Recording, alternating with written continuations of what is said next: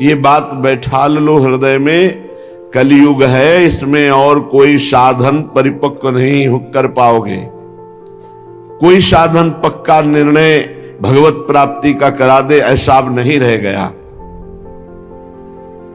किसी युग में ध्यान की प्रधानता, कृतयुगे ध्यायते विष्णु, त्रेतायाम यजते मखई, त्रेता में यज्ञ प्रधान, द्वापरो परिचर्यायाम, द्वापर में पूजा प्रधान, लेकिन कलयुग कलौ तद्धरि कीर्तनात्, भगवान नाम का जप और भगवान नाम कीर्तन से निश्चित भगवत प्राप्ति है।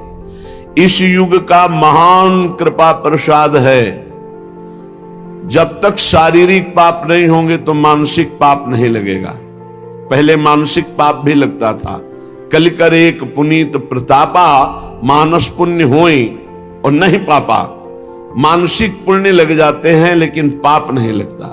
यदि हम नाम कीर्तन करें, नाम जप करें, तो अनंत जन्मों के सब संस्कारों को भस्म करके इसी जन्म में भगवत प्राप्ति हो जाए। पर यह बात बैठ जाए हृदय में, ये हृदय में बात बैठ जाए कि नाम जप से ही हमारा सारा कार्य बनेगा। कलयुग केवल नाम आधारा, सुमिर सुमिर नर उतरहि पारा। कलयुग में केवल भगवान नाम की अपार महिमा ही हमको इस दोषों से, माया के प्रभाव से बचा सकती है। अन्य साधन तो इस समय विनोद हैं, विनोद मात्र रह गए हैं। अन्य साधनों में भगवत प्राप्ति कराने की सामर्थ्य है, पर उनका सांगोपांग अनुष्ठान करना बहुत कठिन हो गया। कली संकीर्तन मात्र से भगवत प्राप्ति, नाम की अपार महिमा जिसके हृदय में बैठ गई, ऐसी चिंता होनी चाहिए रात दिन। जैसे गरीब आदमी धन कमाता है, ऐसे हम नाम को कमाएं। और एक भी नाम कभी व्यर्थ नहीं जाएगा और कभी विनाश नहीं होगा। आपने एक बार बोला राधा, ये भागवतिक बैंक में जमा हो गया, ये आपका परम मंगल करके रहेगा। और यहां आप घंटों भगवान का विस्मरण किए, रुपया पैसा में लगे हो, जब शरीर छूटेगा तो कुछ भी साथ नहीं जाएगा। हम ये नहीं कह रहे कि आप ना कमाओ, धर्म पूर्वक कमाओ और नाम जप करते हुए कमाओ। जब युद्ध जैसा बड़ा कार्य भगवान का भजन करते हुए हो सकता है, तो और कौन सा ऐसा कार्य बचा जिसमें हम भगवान का भजन नहीं कर सकते। मामुनिस्मर युद्ध थे, तस्मात् सर्वेषु कालेषु मामुनिस्मर। इसलिए तुम सब समय मेरा स्मरण करो और युद्ध च अपने कर्तव्य का पालन करो। यन्नाम कीर्तन परा स्वपचोपि नूनम, बहुत नीच प्रवृत्ति का हो और नाम जब शुरू कर दिया, अब उसके समान त्रिभुवन में कोई बड़ा नहीं, कोई पवित्र नहीं। अहोवत सुपसतो गरीयान यद जिह्वाग्रे वर्तते नाम तुभ्यम। हे प्रभु, जिसकी जिह्वा के अग्रभाग पर पावन आपका नाम विराजमान है, वो परम पवित्र हो गया, चाहे वो चांडाल ही क्यों न हो। ये बात हमारे दिमाग में क्यों नहीं बैठती कि हर समय नाम जप करना ही परम परमार्थ है। संपूर्ण शास्त्रों का सार है नाम, भगवद स्मृति। जो निरंतर नाम जप करता है, उसके पाप और पाप की प्रवृत्तियों का नाश होकर परम सुख, आनंद, शांति और भगवत साक्षात्कार, ये सब नाम से हो जाता है। हे दीन बंधु, आप हम पर कृपा करो, आपके नाम में प्रीति हो जाए, और कभी कृपा हो जाए तो आपके रूप का नेत्रों से पान कर लें। करहु कृपा अब श्यामा श्याम, करहु कृपा अब श्यामा श्याम। करुणा सिंधु लाड़िले प्यारे, दीन बंधु सुख धाम। दीन बंधु सुख धाम करहु कृपाब श्यामा श्याम। आरत हरण अधम प्रतिपालक कृपा मूर्ति अभिराम। भोरी दुखिया दीन पुकारत ले ले राधा नाम। ले ले राधा नाम करहु कृपा अब श्यामा श्याम। हे लाडले युगल सरकार, हे श्यामा श्याम, अब तो कृपा कर दो। आपको करुणा समुद्र कहा गया है। आप बड़े लाडले हो युगल सरकार। आप कृपा की साक्षात मूर्ति हो। अति उदार बिवि सुंदर सुरत सूर सुकुमार। आप बहुत उदार हो, उदार शिरोमणि हो। और मैं बहुत दुखिया हूं। भोरी सखी कहती, मैं बहुत दीन हूं।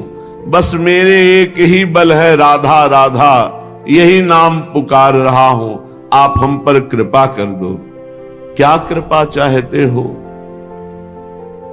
बोले युगल रूप कैसे चितलाऊं। आप तो योगिंद्र मुनिंद्रों के लिए भी दुर्लभ हैं और मैं ठहरा अधम जीव। कैसे मैं अपने मानस पटल पर हे श्यामा श्याम आपकी रूप माधुरी को देख पाऊं। वैसे तो गुरु प्रसाद से हर समय नाम जप करता हूं और लीला चिंतन करने की चेष्टा करता हूं। लीला ललित बैठी अनुमानत नित नित जुगति लड़ाऊं। युगल रूप कैसे चितलाऊं। यही साधन भी है। युगल रूप को प्रकाशित करने का हृदय में यही साधन है कि हर समय नाम जप हो और पदों का गायन हो और पदों का चिंतन होने लगे जब, तभी रूप माधुरी झलकने लगती है। नाम बाणी जहां श्याम श्यामा तहां, नाम बाणी सुनत श्याम श्यामा निकट। श्याम श्यामा समीप है, सुबस है। यदि नाम चल रहा है और या लीला गायन या लीला चिंतन चल रहा है। नाम बाणी सुनत श्याम श्यामा सुबस, नाम बाणी निकट श्याम श्यामा प्रगट। बड़ी अद्भुत महिमा नाम बाणी की है। तो हे युगल सरकार, कुछ समय नाम जप करता हूं, फिर लीला गायन करता हूं, चिंतन करने की चेष्टा करता हूं, पर अभी झांकी नहीं आती, अभी रूप नहीं आता। ऐसी कृपा करो अलबेली छिनैक झांकी पाऊं। भोरी श्याम गौर नवजोरी हृदय निकुंज बसाऊं। अब ऐसी कृपा कर दो, एक बार तो झलक मिल जाए, एक बार देख लूं तो फिर मेरे नेत्र और कुछ देखना नहीं चाहेंगे। मेरा मन आपके चरणों में सदा सदा के लिए पंग हो जाएगा, कभी चंचलता स्वीकार नहीं करेगा। हे युगल सरकार, हे श्याम गौर जोरी, आप हमारे हृदय निकुंज में प्रकाशित हो जाइए। मैं कैसे अपनी दशा वर्णन करूं। भोरी सखी जी कहती, आपनी दशा कहा अब कहिए, तुमको सब ही उचित कृपा निधि। मूसों ऐसी न चाहिए, आपनी दशा कहा अब कहिए। जैसे कोई चक्रवर्ती राजा अपने को कहलाता हो और शासन में एक व्यक्ति भी ना हो, 1 इंच जमीन भी ना हो, तो उपहासास्पद है।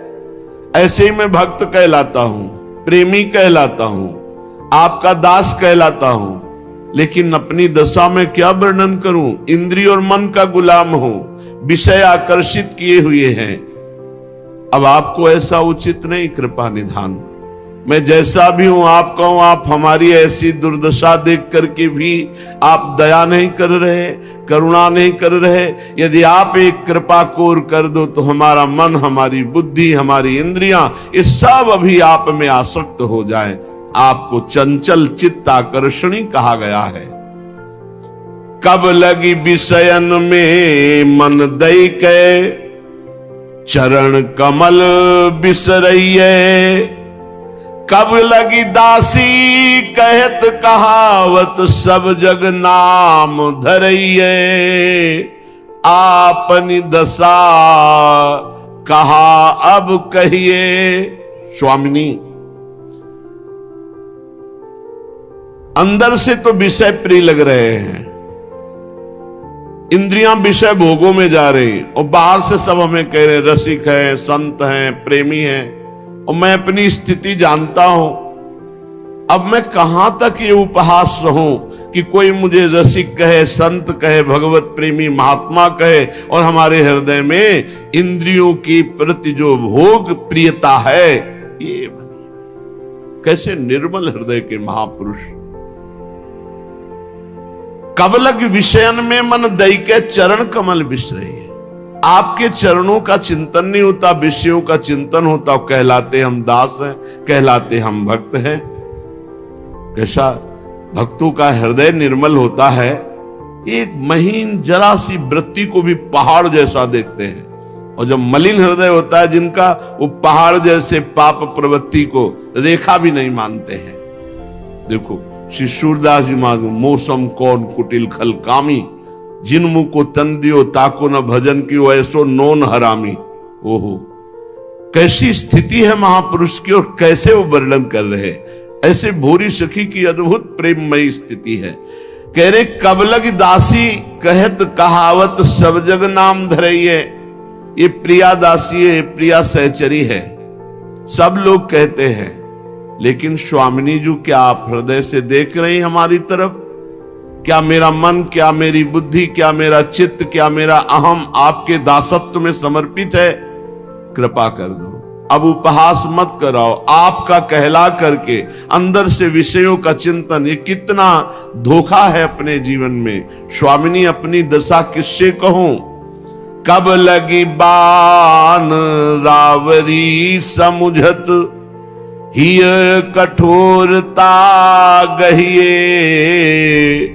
कब लगी ये न फटेगी छाती, सोची सोची पछितइये। आपकी बान है शरणागत, अब है विरत पतित पावन बाने। पतितों को पावन कर देना और शरणागत को निर्भय निश्चिंत निशोक कर देना। बस यही बात सुमिर कर चुपचाप शांत बैठा हूं। पर कब तक बैठा रहूं, कब तक सहता रहूं? हमें लगता है हमारी बार में आप हे किशोरी जो कठोर हो गई हो। शायद हम इतने नीच हैं कि आप हमारी तरफ करुणा दृष्टि से देखने के लिए भी नहीं राजी। आपके हृदय में कठोरता आ गई स्वामिनी जी। ये बात सोचकर भी मेरी छाती नहीं फटती कि सबका त्याग करके आपका भरोसा लिया और आप भी हमारे लिए कठोर हो गई, तो कम से कम चिल्ला चिल्ला के रोना तो आवे। हा प्रियाजू, हा लाडली जू, पर ऐसा भी नहीं हो रहा। ये विनती अब करत कृपा निधि, ऐसी रहन मिटइये। गाढ़ी प्रीति ये में दीजय, जो पद पंकज लहिए। आपनी दशा कहां अब कहिए। स्वामिनी, अब एक विनती कर रहा हूं। हे कृपा निधि, हे करुणा निधि, मुझे अब ऐसी रहनी नहीं चाहिए धोखे वाली। भीतर से विषयों से प्रीति, बाहर से मैं आपका भक्त कहलाता हूं। भीतर से अन्य आश्रय, बाहर से मैं अनन्य दास कहलाता हूं। हमको ऐसी धोखे वाली कपट की रीति नहीं चाहिए। स्वामिनी जी, आप कृपा कर दो। मेरा हृदय आपके चरणों की आसक्ति में, प्रीति में, शरणागति में डूब जाए।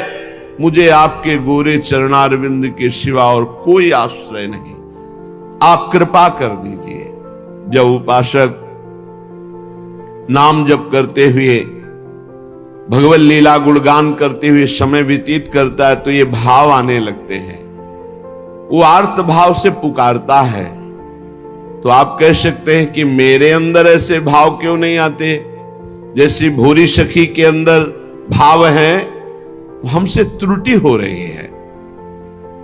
हमारे हृदय में कोई न कोई अन्य आश्रय है, कोई न कोई अन्य सुख है, कोई न कोई अन्य चाह है। इसीलिए प्रबल चाह नहीं उठ पा रही है कि हमें इसी जन्म में प्रिया प्रीतम मिले। आप सच्ची मानिए, ऐसे ऐसे सौभाग्यशाली उपासक हैं जिनको पद प्राप्त है, भोग सामग्री प्राप्त है, सम्मान प्राप्त है, और वो अश्रु प्रवाह करते हुए विकल होके कहते हैं ये सब कुछ नहीं, मुझे श्री जी चाहिए, आप बताओ कैसे श्री जी मिलेंगी। तब लगता है देखो कृपा कैसे होती है कि जिन भोगों के लिए, जिन पदों के लिए, जिन मान के लिए लोग सर्वस्व त्याग करके आगे बढ़ना चाहते हैं, वो उन भोगों को, उन मान के पदों को त्याग कर रोना चाहते हैं प्रियालाल के लिए।